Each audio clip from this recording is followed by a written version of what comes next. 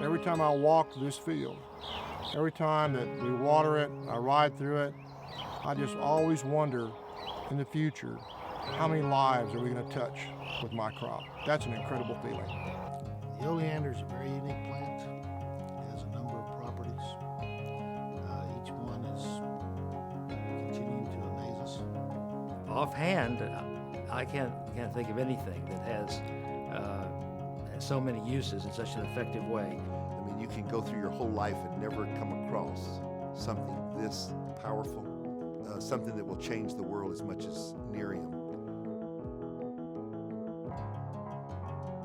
Understanding that there's a lot of research going into this plant on the potential of what it's going to do in the future. The research scientists from the different universities have been out here, and understanding what they're trying to achieve and where they are today, there's no question in my mind that this field is much more than a field of dreams. It's truly a field of life.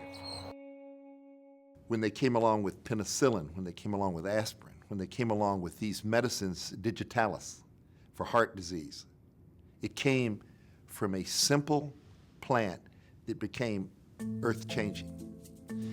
And Nerium oleander is the same type product. Some of our drugs, such as Taxol, comes from the Chinese yew tree, aspirin from the willow tree.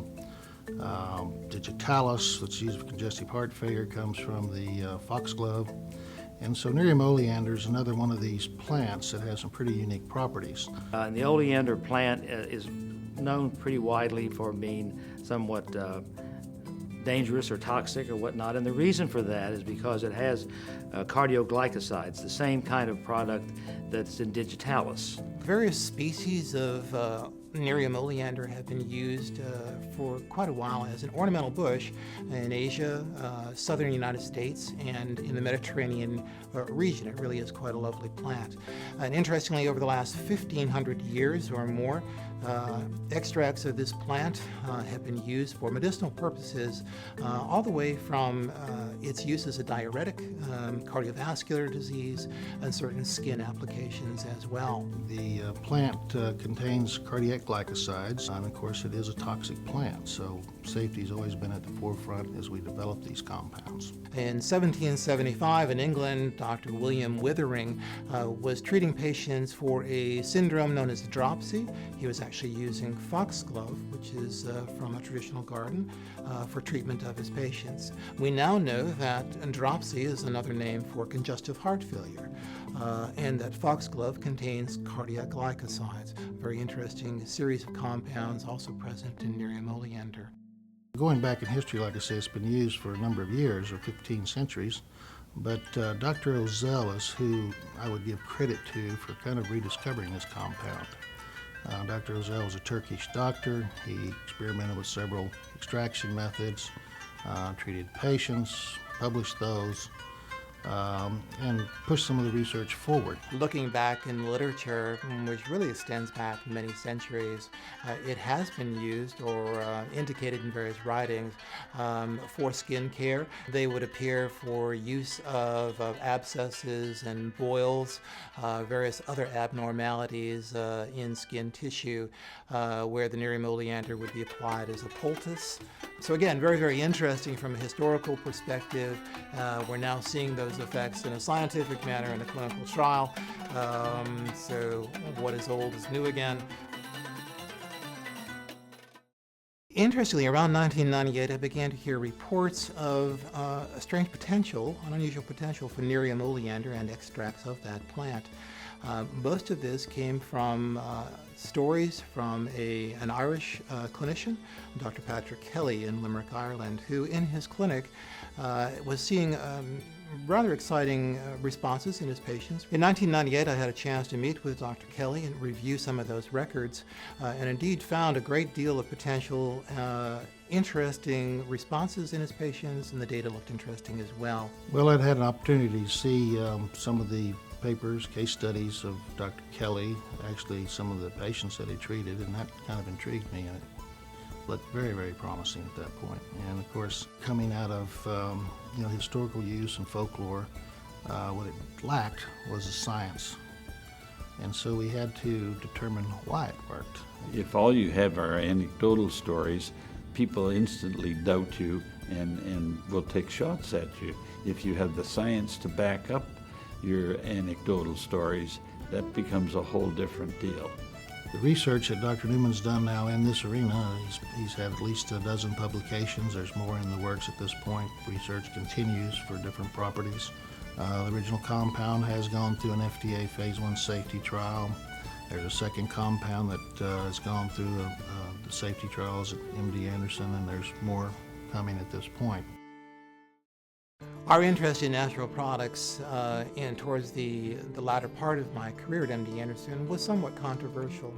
At the time, everybody was interested in targeted therapies and the belief that serious diseases really was due to one specific defect in an enzyme or protein or even a specific molecular pathway. We now realize this was perhaps a naive concept in that most serious diseases, like malignant diseases, are actually due to multiple defects, be they mutations, proteins, enzymes, or multiple pathways. Finding one pharmaceutical drug to effectively treat that is unlikely, possible but unlikely. It seemed to me at the time that a much more effective application would be in extracts of potent natural products. We became interested in Nerium oleander for its reported use, and I think one finding excited us even more than the next in terms of its potential utility application over a wide variety of cancers.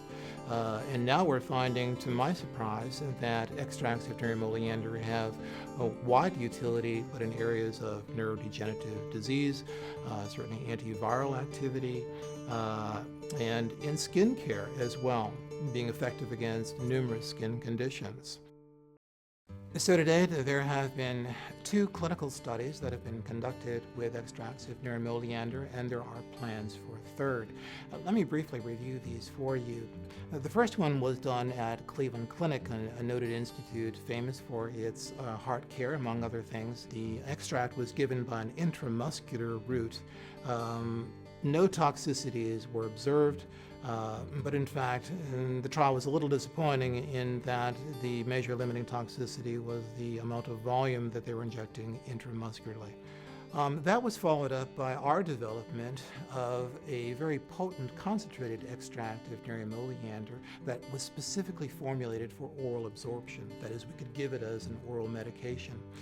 We decided to conduct this at this country's largest cancer research hospital, which is MD Anderson Cancer Center, a part of the University of Texas. That trial just recently finished. It took over 3 years and involved nearly 40 patients.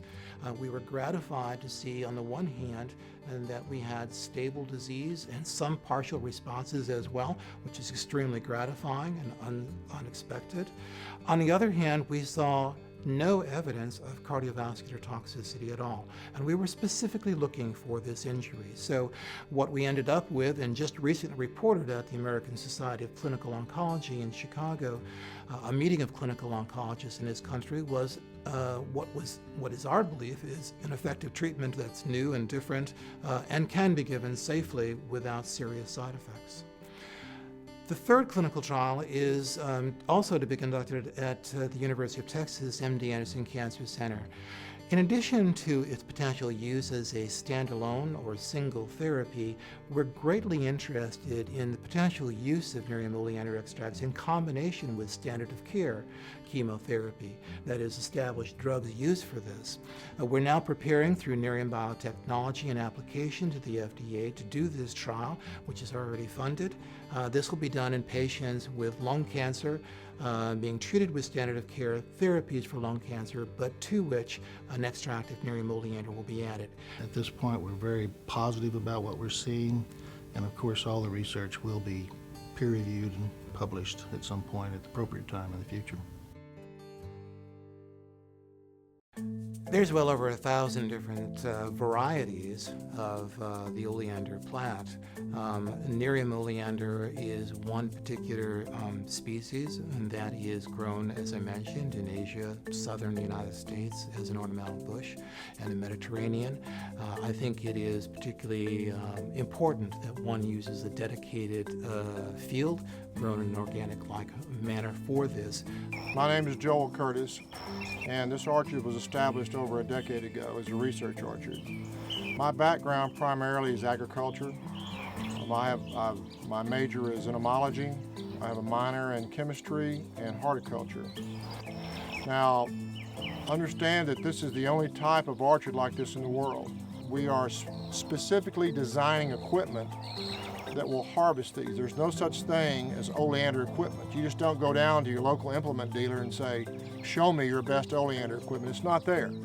This particular farm where the oleander plant is raised is dedicated to this purpose. It's environmentally friendly, no pesticides are used. We're primarily after the leaves. And that's the reason why we do not want any irrigation water. We do not want any type of chemicals, nothing on the leaves. The leaves are harvested, they are milled in a specific manner, dried and then ground to a fine powder. We think this is important from a quality control point of view, but we were also concerned with lot-to-lot analyses and variability. So it is a very specialized approach. It's extremely laborious and very, very expensive to grow this crop. The investment that we've made in this farm, in our people, in our manufacturing, and the research, all adds to that quality, and we're very, very sensitive to quality controls. I mean, this compound is just not something you're going out there and taking some plant, making an extract. It's not that simple. Well, it's taken us 10 years to get where we are, and the improvements come slowly and gradually, and only with a whole lot of attention and concentration and the right people doing it. Somebody coming in and becoming a competitor to us isn't something that I even think about. It's just too far down the road. Well, they're not going to knock it off because they've got they're 10 years behind. I mean, they're going to have to go out and start doing, all the research themselves. A lot of the stuff involved here is already been patented. And there's stuff if the stuff that hadn't been patented, there's patents pending. So again, for someone to try to reproduce this, I think would be extraordinarily difficult. It's not that easy to get involved in this industry. It's very complex. There's a lot of science that goes into it. Science not only starting at the field itself, but all the way through the processing as well as to the end user. So it's an extremely complex, dynamic approach. It's just a long, slow process. The biotech business doesn't just happen overnight. It takes a lot of work and a lot of money. Recently, we've filed a patent both in the U.S. and internationally on a new extraction process. I developed it using aloe vera as the extracting medium. We ended up with much better extractions than we ever thought we would, as a matter of fact. I thought it would be better than any of the other things we had tried, but it blew us away. It was more than that. What we're doing here is we're using pure liquid aloe vera to extract from the Nerium oleander plant. And of course, the result of this is we are obtaining the beneficial properties of the Nerium oleander, the components we look for, and as well we have the known beneficial properties of aloe. So another area of exciting research that, quite frankly, I never anticipated when I first began research with Nerium oleander has to do with skin applications. We've since done some nice research with an outfit in San Francisco known as ST&T Consultants, and there we've taken a look at the utility of Nerium oleander extracts. Again, this particular aloe vera Nerium oleander combination and its application in skin conditions, even including such things as wrinkles. The company first came to us and wanted to know if their product was safe and effective. This is almost 6 years ago.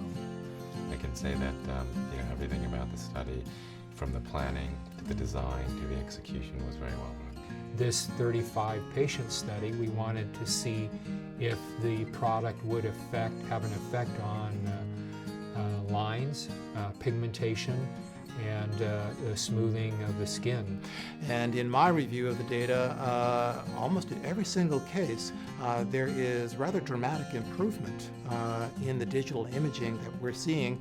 And certainly the subjects, the volunteers in these studies are raving about the results that they're seeing as well, even though they had no clue as to the identity of the product that was involved. So one thing that's clear to me as we explore the application of products from Nerium Biotechnology like NeriumAD and its application for skin care and health is the fact that we are not simply chasing subjective changes in the way that individuals feel about their appearance. In point of fact, we are going after a scientific evaluation of skin care through the digital imaging and the specific recording of changes that actually do occur in individuals one by one, line by line, wrinkle by wrinkle. So this is the facial stage system. It was designed to go along with the Clarity Pro R&D software package. And the system itself allows for repeatable positioning so that images can be taken in a consistent manner across multiple time points. The Clarity Pro system has been around for the last 5 years, so it is fairly new measurement science technology for the cosmetic and skincare industry. In terms of imaging units, there have been several photographic systems used by the industry over the last 20 years or so. But what's really unique about the Clarity Pro R&D system is the facial recognition and skin segmentation technology. It'll identify 30 different parameters on the face, and it will give you feedback and real data. The system measures over 30 different skin parameters, so that we can actually measure everything from under eye bags to curl of eyelashes, and then going into larger features such as deep lines or folds of the skin, and smaller wrinkles such as fine lines around the eyes, crow's feet for example, measuring the length and the severity of each line so you can actually track how it changes over the course of a treatment or use of product. When I saw all the science that was put into it, how the pictures were taken, how everything was studied to see how the product was working, I thought it was very impressive. I was blown away because the activity that can be tested in the lab will give you a pretty good idea of what's going on. They can actually zero in on a wrinkle and tell you exactly how long it is, how deep it is, and everything else. Well, when you see that wrinkle begin to shorten, and when you see it begin to fill out over a period of time using this product, that, my man, is something that works. The results of the study showed that, on average, patients experienced a 24% improvement in the number of wrinkles and a 20% improvement in the overall complexion of their skin, meaning that their skin was measurably smoother and more even in color. And I saw that some women, it was like in the 20%, which I thought was great, but then some women, it was up to the 40% of reduction of lines and spots, and I thought that was very, very impressive. And we call it an age-defying treatment. It's actually a night cream. And the individuals in that trial have been amazed at what they've seen. Well, skincare is an interesting area. As us aging baby boomers move forward in our lifespans, we all are a little subjective in terms of our appearance and how we appear to the world. But let me talk a little bit about the fact that it is a subjective appearance that we're mostly concerned about. And it is one thing to have a product that individuals use on their skin and for them to claim or to think that actually their appearance has been improved. It is really quite another to document dramatic improvement through digital imaging before, during, and after treatment with a given skincare product. To me as a scientist, this really separates the products that are being developed from a wide variety of other skincare products out there that rely upon merely subjective anecdotal responses. Based on what I've seen from our scans and our research and our participants that have been involved in this clinical research, it's unlimited. Of course, there's so many potentials to the oleander plant that it's very hard not to chase rabbit trails, but to pick something. And I think the concept of picking the skincare product first and taking it to the public market seems like a very exciting idea. And the market for skincare is enormous. It's almost impossible to even project how successful we might be because the markets are so big. There's just no question that we're going to be successful. Back when Dr. Newman was doing research, he had a couple medical directors show up at his facility and in his lab and looking for what's new out there. And he shared some of the non-confidential data with them. And this was a multi-billion-dollar global company. And one of those directors said, or made the comment, that the dermal applications alone of this compound is worth more than their entire pipeline. So, based on a comment like that, I would say it's huge. In the skincare area, certainly developing a product and bringing it to market is something I had never done. And so every day when the pump works and we get the product out there and it's being tested and people are happy with it, is a eureka moment for me. We're about at the point where it's all coming together and it's going to be we'll have the first commercial one out there. And that's certainly something I'm really looking forward to, knowing that the day after we launch that, we're going to start the second product. But the second product will probably be easier than the first, and the fifth will be easier than the fourth. So I'm looking forward to all of that. I think the potential is unlimited. Of course, it's going to require considerable research and many years, but the skincare product being the first product that they're taking to market, I believe that there'll be tremendous acceptance.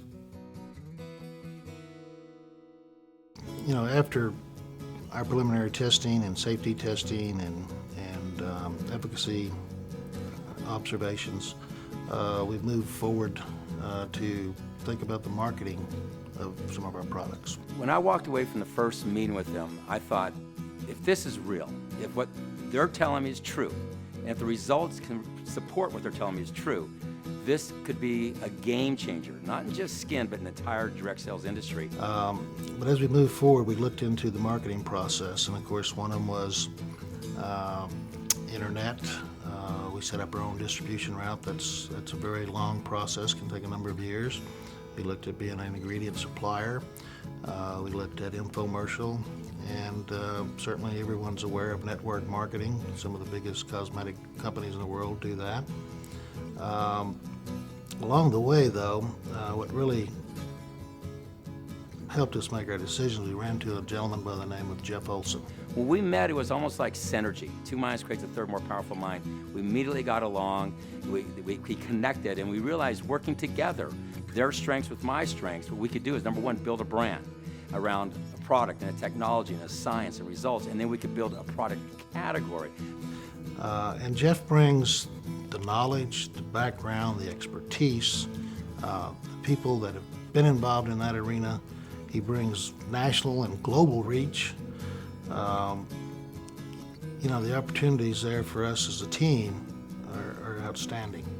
We're looking forward to a tremendous partnership, a long line of products, successfully done, professionally done. We think we're going to bring a product line that will be beneficial to individuals and the end consumer. And the NeriumAD is truly a first of its kind. No one else has it. Katie barred the door. I mean, it's unbelievable. It really is. We look forward to generate revenues for Nerium Biotechnology in this partnership, and that revenue will certainly go back into future research, not only in skincare, but all other areas. But my underlying love of this is not to make money. I've made plenty of money, and I'm sure with this company I'll make more money, but it's because I love the company. I love the product. I love what it can do for people, and the potential is unbelievable. If just 10% of it worked, there's no telling how many lives we'll touch and how many lives we're going to help. It's really a great opportunity. It's a great feeling to know that you're actually doing something good for people. There's a humanitarian aspect there. This is a unique compound. You know, the Nerium oleander is a unique plant, unique properties. I can't tell you how excited we are about the future.